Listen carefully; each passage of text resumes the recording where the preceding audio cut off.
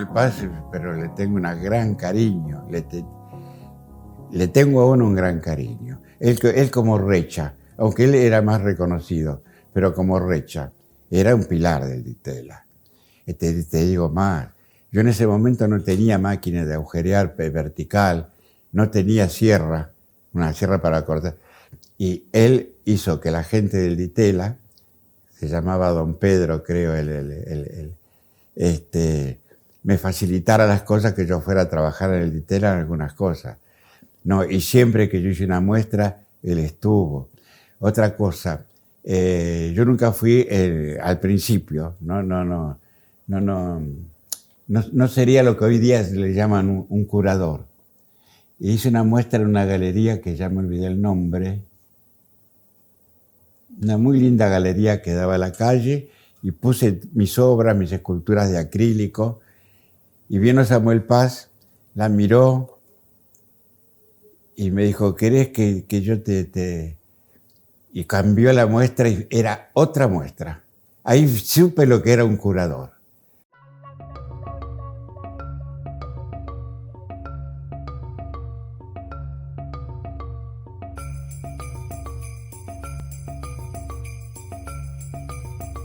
Fue la primera persona que me compró una pintura chiquita así, que se llevó una pintura de mi taller, me la compró. Pirovano. Pirovano, sí.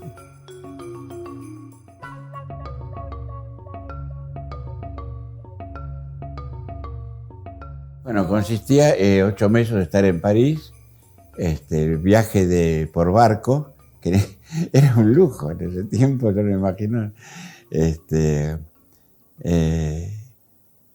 14 días de ida, 14 días de vuelta en barco. El barco era...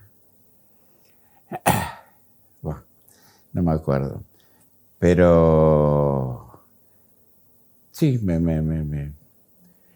tuve que elegir irme. Yo pensé irme, instalarme allá, como todo el mundo, todo el mundo, como hicieron los otros muchachos, ¿no? Y después mandarla a buscar a Perla, que es lo que hizo Julio. Uno se copia de los buenos hechos que hacen los amigos. Pero llegué a París en un mal momento, porque fue un mal y un buen momento, porque fue mayo del 68, o sea, yo ya había programado con Lepar alguna presentación, poder trabajar en la obra, ¿no? Pero cuando se desató lo del 68 no había galería, no había museo, y tenía un poco la contra. Los muchachos muy amables, todos muy amigos, pero casi todos trabajaban para Julio, y yo era el amigo de Julio, y que todos pensaban que yo los iba a desbancar, y Julio estaba en otra, ni siquiera estaba conmigo, porque él tenía sus problemas, que lo echaron de París, y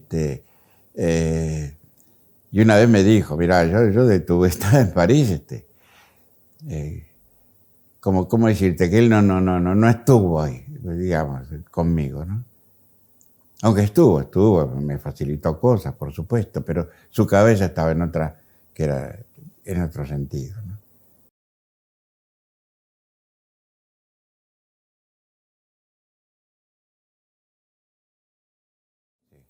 No, durante la dictadura hubo momentos que lo que pasó entre los, por ejemplo, yo creo que no hubo nadie que no se conmoviera, sea artista o no sea artista. Así que si se podía hacer algo, se hacía. Y durante la dictadura, aunque no fuera... Yo fui jurado en el Salón Nacional de Artes de Audiovisual, y bueno, y ahí hicimos toda premiamos una picana. Tuvieron que prohibir el salón. O sea, lo poco que se podía hacer, ¿no es cierto? No sé si estábamos muy politizados, pero la indignación era tal que lo poco que se podía hacer donde uno estaba, había que hacerlo, ¿no? Y algunos no, te digo en serio, algunos conocidos, que no hay que dar nombres, pero no, es boca cerrada. Sí. Y entonces después de ese jurado de La Picana que fue tan polémico, ¿qué pasó? Hicieron la muestra, ¿no? Mira, cerraron, clausuraron la muestra y después sí hizo la muestra sin los objetos ofensivos.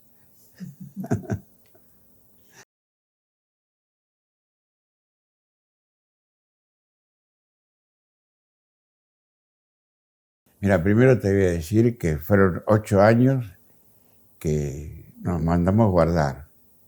No sé si sería, creo que éramos lo suficientemente inconscientes como para no tener tanto miedo, pero había miedo. Había miedo, se quemaban los libros, se quemaban las cosas comprometedoras. Te das cuenta que tenía familia, veía que tenía que cuidarla. Y yo tenía familia, ¿viste? Y sí, como vos decís, nos dedicamos a correr tras el mango nada más para sobrevivir, a hacer diseño y lo que viniera. También hice mucho montaje de obras, aztecas, de obras indígenas, ¿viste? Trabajé mucho para la Perricholi, que estaba ahí en Paraguay y Florida, para muchos coleccionistas de estas obras. Yo las montaba, digamos, una piedra incaica que no decía nada, ¿sí? Yo la hacía un montaje acrílico y ahí lucía y se vendía. ¿Te das cuenta? Entonces estaba colmado de hacer eso, así de trabajo. Y cada día las hacía mejores. El diseño, que inconscientemente yo lo tenía muy incorporado, te digo. Hoy día me doy cuenta, ¿no?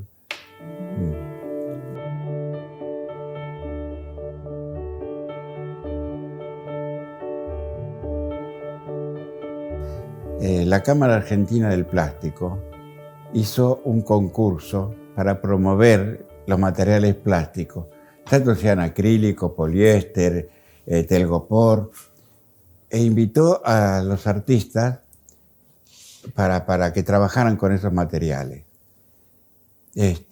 Fueron invitados, no sé si invitados o nos metimos nosotros, no sé cómo fue, creo que invitados. Berni, Polecelo, Renard, Durante, Mesil, una camada de gente, y ahí nos enseñaron. Cada uno tomó el material que más les gustaba. Renard eligió poliéster, Polecelo acrílico, Di Stefano poliéster, Di Stefano creo que no estaba. Pero yo me mando nombres así, supongo que se conocen, y si no después me preguntan quiénes eran. Y además de donar el material, eran todas fábricas distintas, yo creo que eso ya no existe más, ¿no? Gente así, empresarios así. Además de donar el material, ellos mismos, los gerentes, vinieron a darnos clases. Y ahí aprendí más o menos a manejar cómo se pegaba, las formas más primitivas, más primordiales, digamos, de trabajar el material. Creamos trabajos en acrílico, porque las cajas son uno de los elementos. Yo trabajé mucho en hacer esculturas acrílicos. Y con eso creo que hasta saqué premios y expuse y qué sé yo, pero quería mencionarlo porque fue una cosa muy importante en ese momento que nos formó a varios, ¿eh?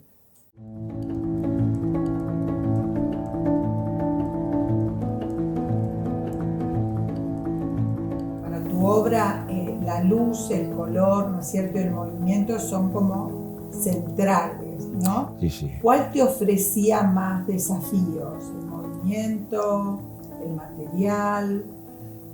Bueno, en principio fue el movimiento, ¿no? Porque empecé a trabajar muy primariamente con el movimiento. Pero cuando tuve en mis manos los acrílicos, empecé a trabajar con acrílicos. Lepar me mandaba en ese momento lo que ellos estaban haciendo y a través del tiempo me di cuenta que cosas que él me mandaba yo las realicé, después me olvidé, ¿no? Y aprendí a trabajar el acrílico y bueno, ya me olvidé un poco lo demás, empecé a hacer escultura, empecé a hacer tramas, empecé a hacer cosas cosas en ese sentido, ¿no? Y como lo que hacía gustaba y se exponía, seguía. Uh-huh. ¿Y acopiabas el acrílico, guardabas? Y claro, de los materiales, te voy a contar estas anécdotas después de los materiales que ellos regalaron para trabajar el material. Me sobró material acrílico, material de color, ¿no? Y otra anécdota de Samuel Paz. Samuel Paz una vez me dice, mira, dice, yo tengo un cuñado, dice, que tiene una casa de regalos acá en pleno centro, dice que es arquitecto y tiene una casa de regalos y me preguntó quién conocía que podía hacer alguna cosa moderna. Y yo me acordé de vos, ¿por qué no lo ves? Bueno, este señor vino al taller, yo no lo fui a ver, vino al taller con 4 o 5 cosas muy sencillas, o sea, que no era ninguna creación, ¿no? Era una bandeja de acrílico, de madera, un canasto de madera, un lapicero de madera, todas cosas en las que no había que romperse creando, ¿no? Me pidió si eso se lo podía hacer en acrílico, que era el nuevo material. Y digo, bueno, y hágame uno de cada. Le hice uno de cada. Yo en ese momento cortaba con nada. Había comprado una agujeradora que me servía de sierra, de pulidora, de lijadora, de todo, ¿no? Bueno, le hice uno de cada. A la semana me dice, mira, ¿me puedes hacer 3 de cada? ¿Cómo no? Al mes. Y después entonces le empecé a hacer realmente creaciones, ¿no? O sea, cosas que ya eran distintas, y vendía todo. Todo eso me alentó a seguir haciendo diseño. Y seguí haciendo diseño y viviendo de diseño por mucho tiempo. Diseño quiere decir ya mesas de acrílico, estanterías de acrílico, cosas pero que me compraba gente de mucho poder adquisitivo, porque eran cosas caras, ¿no? Y cada vez entonces, como cada vez estaba más exigido para esto, compraba ya una máquina, ya compraba una agujeradora. Esa misma máquina, agujeradora, caladora, lo que fuera, me servía para hacer mis obras. O sea, se daba todo en conjunto, ¿eh? Y haciendo eso, diseñé un reloj que se vendió, pero muy bien. Lo vendía, Perla salía a venderlo a los negocios del centro y llegamos a vender 500 relojes por mes. Teníamos corredor, todo eso era la época de la dictadura, en la cual se trabajaba, pero trabajaba poco en arte. Había que vivir, había que sobrevivir, ¿no? Así que yo me las ingenié de esta parte del diseño, ¿eh? Y bueno, ya empecé a comprar acrílico, empezaron a conocerme, empecé... Y era un rebusque, era qué sé yo, correr tras la guita, ¿viste? Había que correr... De alguna manera iba a decir, de alguna manera había llegado al diseño, que era una de las cosas que pedían con la reforma educativa del movimiento. Bueno, habíamos estudiado en la escuela de Bauhaus. Escuchame, yo sabía lo que era hacer diseño que cuanto menos usara y cuanto más aprovecharas el material, mejor te iba a salir. Ya eso ya lo habíamos... No te digo en profundidad, porque yo nunca estudié nada en profundidad, pero sí sabía los principios del diseño del Bauhaus, por supuesto. Claro, y esa reforma tuvo una implicancia con el diseño, aunque después derivó hacia el estudio en la universidad, pero de esa camada fue Frascara, ¿no? Frascara que estuvo después involucrado. Bueno, yo lo conocía a Frascara, tenía mucha estima, Frasquito le decíamos.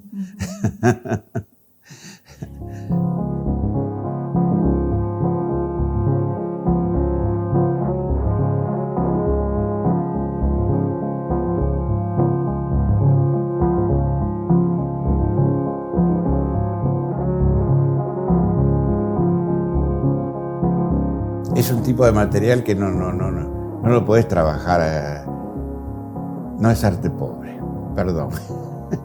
Me hubiera gustado hacer cosas con arte pobre, pero este no es un arte pobre. Hay que tener sierra, hay que tener las máquinas necesarias para poder elaborarlas.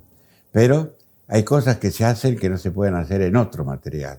Este material yo lo corto, lo agujereo, lo doblo, lo moldeo, le coloco luz, lo hago transmitir, le incorporo color. O sea, son cosas que fui aprendiendo con el tiempo, siempre con mucha dificultad, porque una cosa que yo sé, así como te dije lo de París, ¿no es cierto?, que no estaba preparado para París, te digo, yo no soy un tipo brillante, todo lo contrario, soy un tipo que las cosas le cuestan, y fracasa mucho, y trabaja sobre lo que pueda fracasar, sigue adelante y va a sacar lo que va a aprender esto, no intelectualmente, lo va a aprender. Por eso es que yo no puedo hacer lo que hacen otros artistas que tienen. Me dicen, ¿por qué no tenés ayudantes? Traté de tener ayudantes y no voy. Yo soy más artesano que artista. Necesito trabajar yo.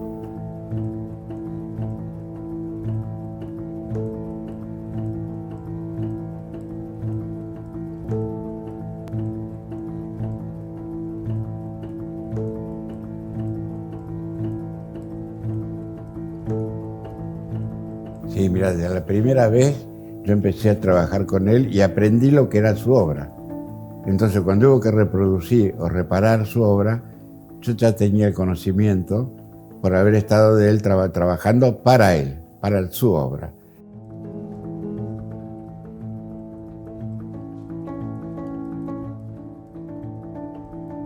Sí, colaboré en la Argentina y la última que colaboré con él fue en Daros. Una gran muestra en el 2005, creo que fue, que Julio me propuso para que yo fuera su ayudante en una gran muestra que hizo en Daros. Y Daros me contrató y pasamos un mes en el taller de él en París, acondicionando y haciendo las obras, y otro mes en Daros, en Suiza, ¿no? Armamos todo. Y bueno, no es porque haya estado yo, porque tuve la suerte que le compraron toda la obra, toda la muestra, se la compraron, que eran como 40 obras. No, Lepar siempre fue un referente para mí.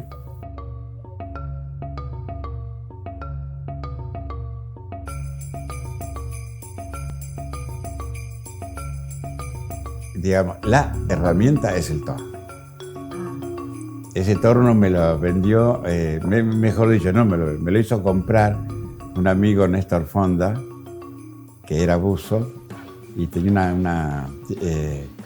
una empresa de salvamento en La Boca. Y él tenía un médico que se había dedicado, quería ser fabricante y se había comprado este torno. Como siempre, ¿viste? Tuvo que seguir siendo médico. Entonces quería vender ese torno y él me lo trajo. Alem me lo trajo, subió 3 pisos y de allá se trajo acá. Pero esta es la herramienta que ahí yo también hago esculturas. Porque yo hice una especie de, ¿cómo se dice? Le puse un agregado con resortes, que yo hago un dibujo plano, lo pongo en el torno, con todo el agregado, con todo lo que yo le hago, y torneo en 3 dimensiones. Esas 2 dimensiones la paso a 2 dimensiones, que por supuesto siempre son asimétricas. Entonces después la sigo trabajando de otro modo. Acá pongo una figura plana, y acá la voy transformando en 3 dimensiones. 2 dimensiones la llevo a 3 dimensiones. Por supuesto que es el principio cuando hago una escultura de este tamaño, en acrílico, puede ser madera, y después hay que seguirla elaborando. Si no quedaría demasiado poco geométrica o muy geométrica.